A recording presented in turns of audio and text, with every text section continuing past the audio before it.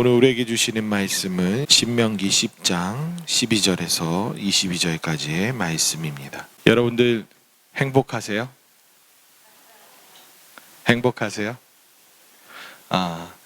행복. 어떻게 사는 것이 행복일까요? 어떻게 사는가? 행복이라는 의미는 무엇일까요? 행복. 사전에는 기쁘고 만족한 상태, 그때를 행복하다라고 얘기해요. 행복이라고 오늘 본문에서는 한 곳에서 얘기를 해주고 있어요. 무엇이라고 얘기하냐면 12절 말씀에서 이스라엘의 내 하나님 여호와께서 내게 요구하는 것이 무엇이냐라고 모세는 아주 직접적으로 물어요. 그러면서 13절에서 얘기하기를 내가 오늘 내 행복을 위하여 이렇게 얘기해요. 행복.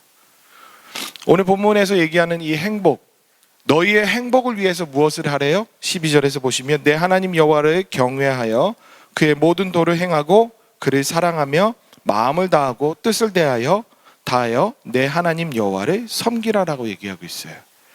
그리고 내게 명하는 여호와의 명령과 규례를 지킬 것이 아니냐 이렇게 얘기해요. 여러분들 말씀 지키시면 행복하대요. 이 말을 얘기하는 이유가 무엇이냐면 그 앞에 있었을 때 10계명을 다시금 하나님께서 두 돌판에다가 새겨주시는 그 장면 나와요. 그리고 우리가 읽진 않았지만 10장에서 얘기하고 있고 9장에서는 어떠한 사건을 얘기하냐면 첫 번째 그 돌판 주신 거를 깨트렸어요. 불순종하고 반역했던 것 때문에 깨트렸어요. 그러면서 모세가 중보를 해요. 하나님께. 하나님께서 속량하신 백성들입니다.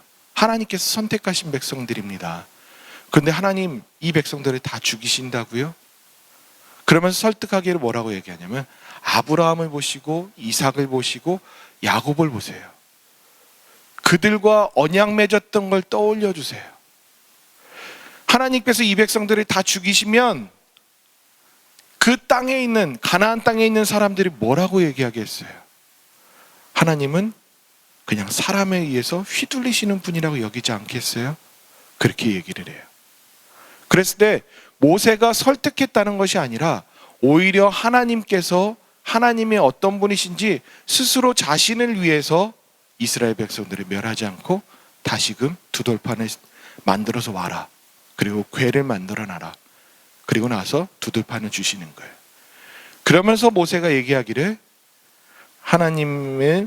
하나님께서 정말 너에게 요구하는 것은 내 하나님 여호와를 사랑하고 경외하고 그 도를 행하고 마음과 뜻을 다해서 하나님을 섬기는 것이야.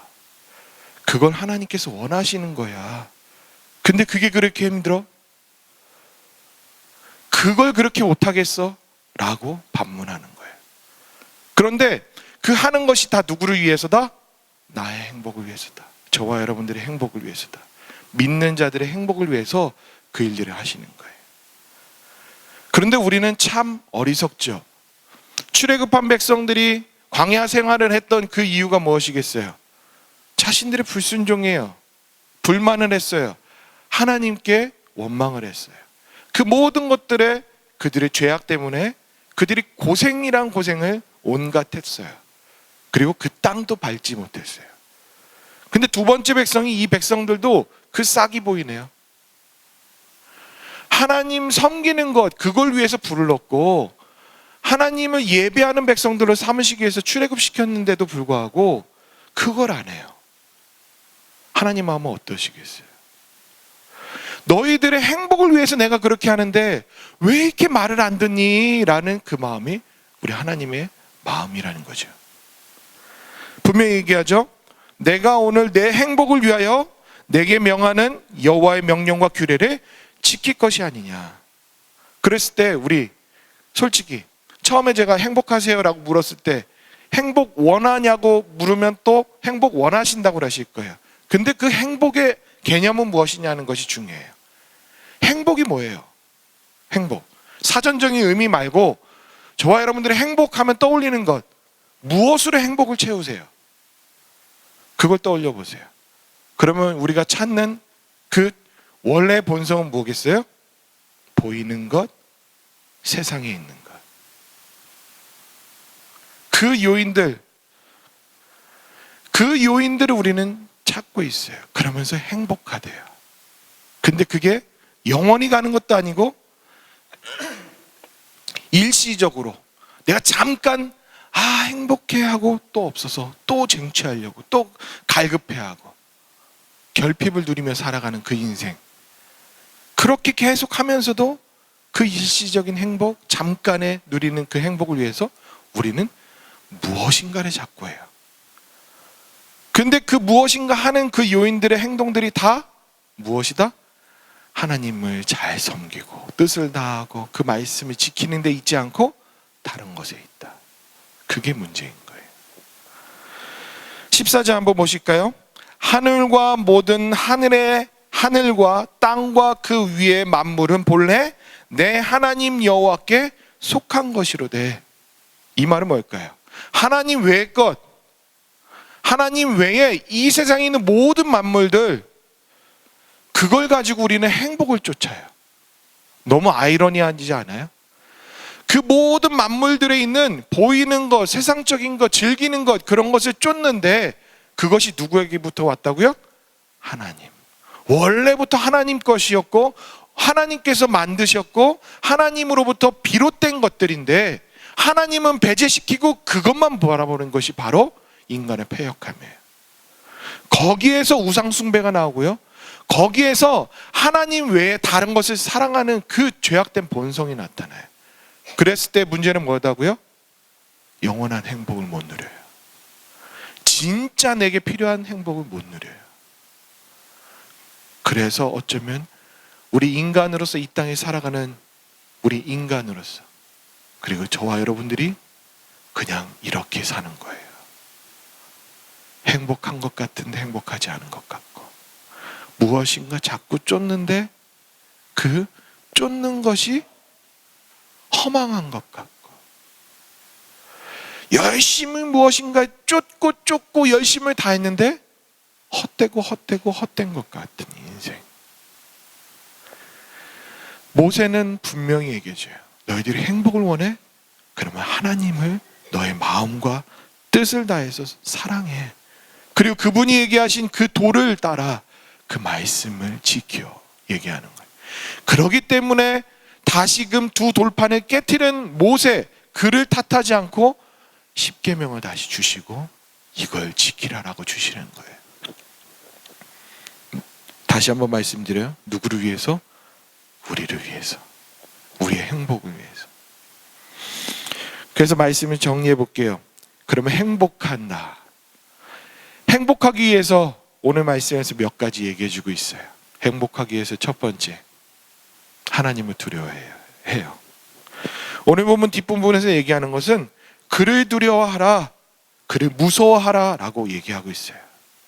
하나님을 무서워한다는 것, 공포를 느끼는 그런 말이기도 해요.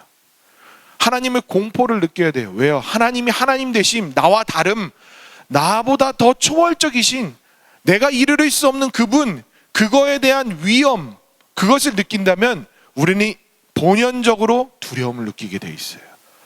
하나님. 그러면서 우리는 하나님 앞에서 엎드릴 줄 알아요.